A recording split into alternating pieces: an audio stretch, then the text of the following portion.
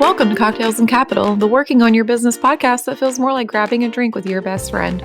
I'm your host, Sarah Tatum, that best friend. I'm the owner of Tatum Accounting, where we invite our clients to take a vacation from their bookkeeping.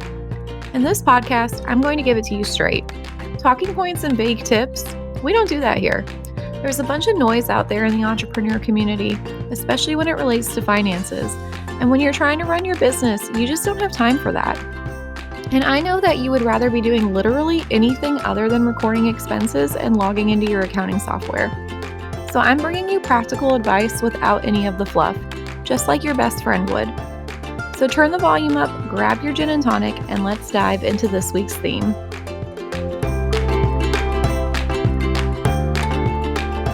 Hi, welcome to episode 8 of Cocktails and Capital. Can you guys believe that it is already the middle of August? So happy August, happy back to school time, and happy end of summer vacationing if that's what you're doing right now. But it is middle of August. It is gearing up to kind of take a look at your books at the middle of the year, see how you're doing, kind of make some goal projections for the end of the year, which is really exciting times for me, as an accountant, and just see where we're headed profit-wise and revenue-wise. And I hope that's an exciting time for you too. But it is also an exciting time if you're a product-based business to kind of take a look at your product line heading into fall and into Christmas and see if you want to add in new products or take away some products that maybe haven't been selling as well. And what it's a good time to do is kind of go over some really important factors as they relate to your product line and take a look at each product and how these factors apply that we're going to go over, and see if maybe some products can be cut or some products can be added, and see if we can enhance your profitability a little bit. So that's what we're going to do today. This is going to be more of a product-based business episode. And so if that is something that's going to apply to you, I hope you guys will enjoy this episode. If you're wondering what is wrong with Sarah's voice today, I'm coming off of a little bit of a bronchitis episode, so please bear with me if my voice has a little bit more of a fry to it than normal. So I have water, I have energy drink here, trying to get through this, so just bear with me here. In the next couple episodes it's going to be a little bit more of a heavier vocal fry than normal, so I do apologize to your listening ears. But we're going to take a quick break here and run some intro music, and then we'll get into what is a product-based business versus a service-based business, and then we'll get into these 3 factors that I think you should consider for fall and holiday time.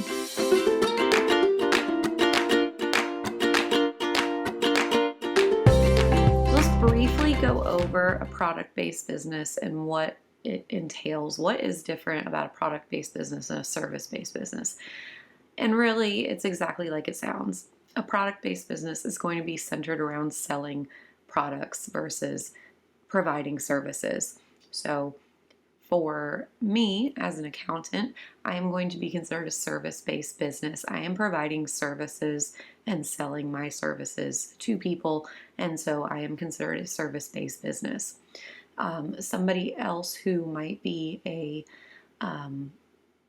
flower retailer would be considered a product-based business because they are growing flowers to be cut and sold as bouquets. Those bouquets would be considered products.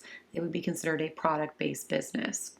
They do have a service aspect to them, so it could be a little bit confusing because you are, selling the service of making like custom bouquets. That could be considered in some people's minds as like a service offering, but it is still a product that you are selling to people, and it's not necessarily a service that is intangible. So a product has to be a tangible good. It can also be a digital good, like an ebook. It could be like a knitting pattern if you are a like a textile artist, and you're a knitter and you make knit hats or gloves or things like that, and you got into the world of pattern making, and you decided to start, in addition to selling your knitwear, you also decided to start selling patterns, you would still be considered a product-based business because you are still selling your products of your knitwear, but now you're also selling the products of your patterns, your intellectual product.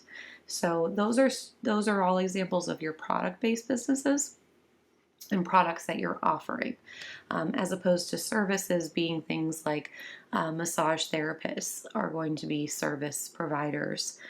They're not selling a tangible product, they're doing a service offering. Manicurists are going to be service providers.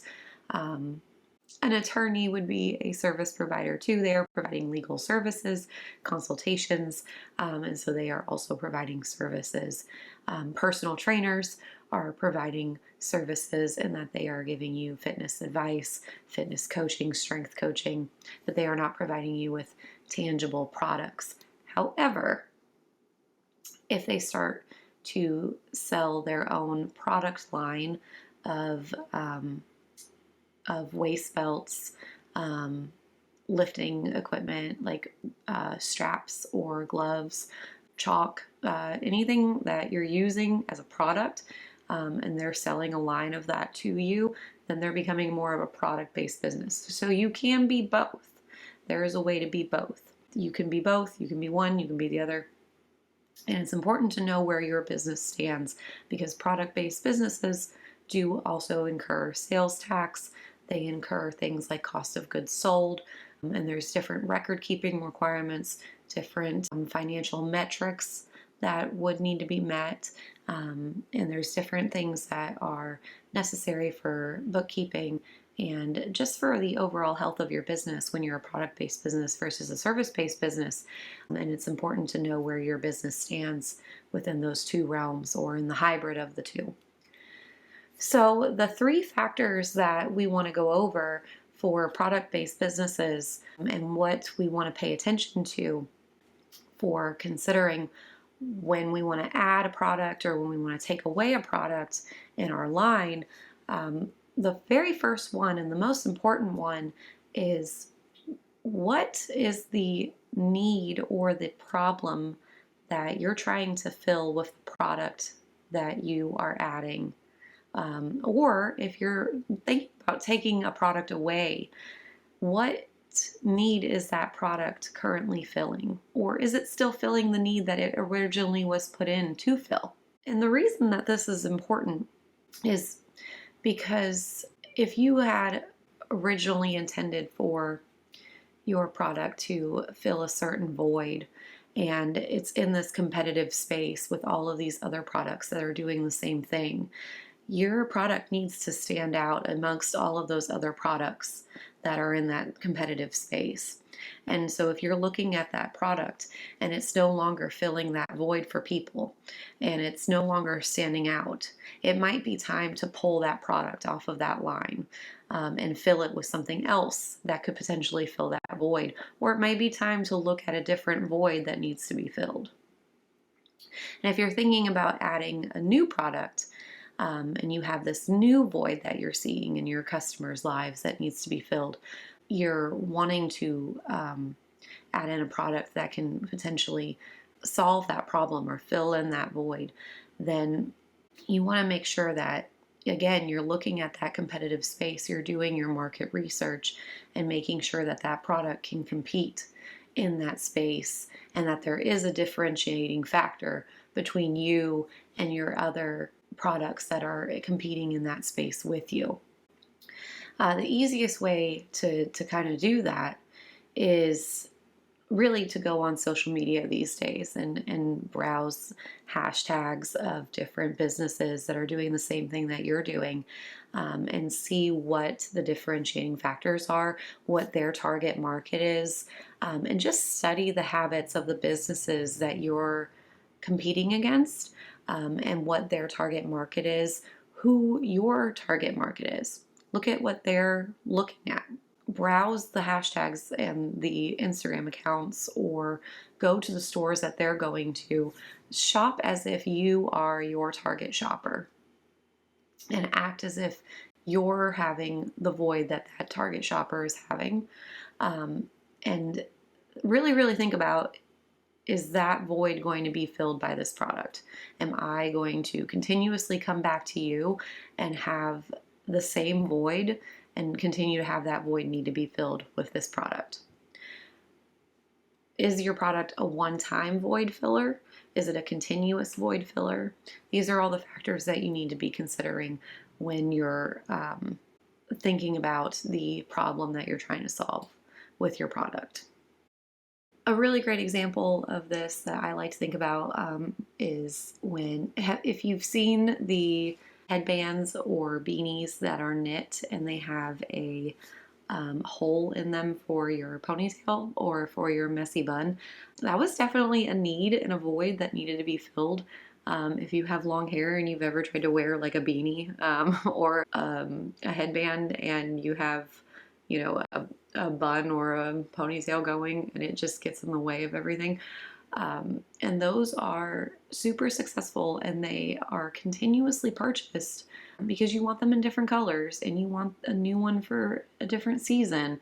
And people can purchase those knitwear patterns and make them for their own business and sell them that way. And so it's sparked this kind of epicenter is probably not the right word, but an epicenter of profitability for not just the original person who created it, but for multiple different businesses to use that beanie model with just a simple hole in it for a ponytail or a bun, and continue to fill that void for different markets, different sections of markets, for women and other people to essentially put their hair up and keep their ears warm. So that is one really good example of spotting a need and filling it, and continuing to be able to fill that void for people in their daily lives. The second factor when you're looking at products that you might want to add onto your line is the sustainability of your product. And there's so many different ways that you can think about and talk about sustainability. Sustainability can be environmental sustainability. It can be also financial sustainability. So for environmental sustainability, when we talk about that, we're talking about the packaging of your product. Environmental sustainability is so big right now, especially when we're trying to lessen the use of plastics in our environment, and preserve, the earth for as long as we can while we're still here. And so you want to think about not just how you're packaging your product, but how is the material that you get in order to make your product shipped to you, and how many times are those materials shipped before they get to you. So that is very important for specific markets that you might cater to, depending on what type of product you're selling, and what type of business you're considering starting. So that's a very important factor to consider depending on what you're trying to do. And then when you are packaging your product, what type of materials are you using? Are you using tissue paper? Is your tissue paper biodegradable? Is your tissue paper made of very, very fine plastic? What type of bags are you using? Are you using plastic bags? Are you using paper bags? Is your packaging branded? Does it need to be branded? Are you using recyclable packaging? Is your packaging biodegradable? And so there's those kinds of questions for sustainability. But on the other hand of that, is that packaging that you're using to try to be ecologically sustainable, is that financially sustainable? So when you're starting a business, you only have so much capital. And we all want to do right by the environment. We want to do right by our customers. But we also have to do right by our pocketbooks and by our bottom line. And until you can make that leap into ecologically sustainable packaging, or cutting out more middlemen in your distribution line, there are some times where you have to make those certain sacrifices on sustainability on the environmental side. So those two do go very hand in hand. Also, with sustainability, you do have to look at the costs to create your product. So again, if we are looking at an example, we can look at an example of baking a cake. Especially with the rising costs of ingredients in the grocery store, it's very easy to follow this example. Eggs are increasing in cost. Flour is increasing in cost. There's so many groceries that are increasing in cost right now.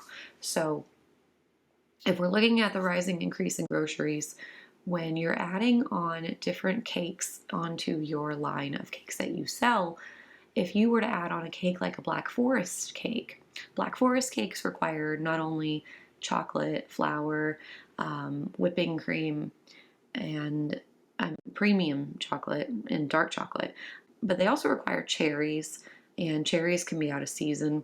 It also requires brandy, and brandy is a very expensive liqueur depending on what type of liqueur you get. But you want your cake to taste good, so you don't want to get cheap brandy, right? So if you're thinking about doing a Black Forest cake and adding that onto your product line of cakes that you might sell to customers, you have to look at your ingredients list as a whole and figure out if that cake is going to be sustainable for you to keep on as a long-term item, or if maybe you want to run it in as a special when cherries are just in season, or if you want to just maybe exclude Black Forest cake as a whole right now and maybe look at a different cake entirely. So your sustainability of product and costs needs to be looked at heavily, needs to factor into the pricing of your product. And then after you've figured out your pricing of your product, that is going to also affect the sustainability of your product, because are people going to be able to afford your product, and is that going to make it sustainable for you to carry as well? If people are not buying the product, it does not make it worth it for you to keep a product on your shelf that might be resulting in dead weight inventory, as it will just become obsolete and sit on your shelf and cost you further money in the long run. So the last factor that we want to consider is just your current capability. And your current capability, when we think about this, we think about our energy level. And our energy level applies to our manufacturing level, how much output we can do. If you're making candles, how many candles can you pour in a day, realistically? 20, 40, 60, 80? We don't know. That's something that you know. But your current capability also applies to your financial capability. How much can you reasonably afford to create right now? If you're just starting your business, it might be less. If you're further down the line, it might be more. You can add more products onto your line. You can experiment more with more essential oils that you can add on. You can experiment with greater packaging that you can add on. You can make your customers' experience better. However, capability also relates to your time availability. We, especially as women, want to devote so much time into the things that we love. And we love our businesses, right? We did not start these businesses just to do them, just to sit and have something to do, right? We started these businesses because we love what we're doing. We're finding needs and voids to fill for people, and we saw something that needed to be done, and we're doing it. This is something that needs to be done, and we get up every day and we go to our business, we go to our office, and we work. But we have also got to remember that we have to take time for ourselves and our families, and just like I'm filming this right before I go to the gym, we have to take time to go to the gym, to do self-care, whatever self-care means to you.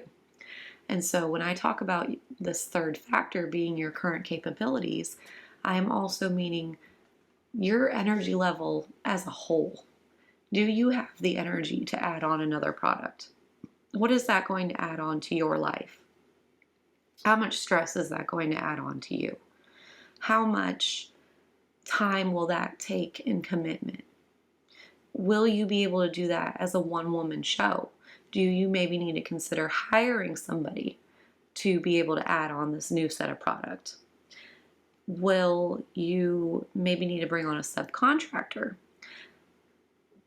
These are the kinds of things that we need to be thinking about when we think about current capabilities, because while we want to grow and we want to expand and we want to continue to fill these voids and fill these needs and problems, solve these problems for people and provide great service and provide great products, we do not want to take away from the life that we're living.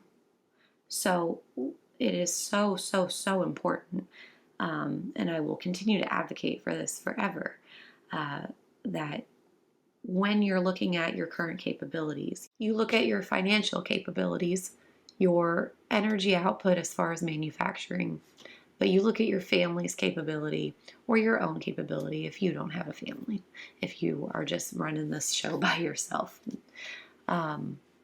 And you reach out for help if you need it. You hire somebody, you outsource your bookkeeping, you outsource your manufacturing, you outsource whatever you needed to outsource in order to continue to make this business work. Because there's no reason not to grow just because you need to take time for yourself at the end of the day. So that is the third and final most important factor of all time. Remember to always keep in the back of your mind, what is my current capability? Where is my max? And how close am I to my max? I hope this episode was helpful. I hope that if you're thinking about adding a new product to your line, or if you're thinking about starting a product-based business, you take these factors into account. If you guys have any questions about any of these factors, please send us a message on Instagram or send me an email. The email is hello@tatumaccounting.com. I will always be there if you guys have any questions, and I hope to talk to you guys soon. If you need anything, please reach out, and otherwise I will talk to you guys next Wednesday. Have a great day.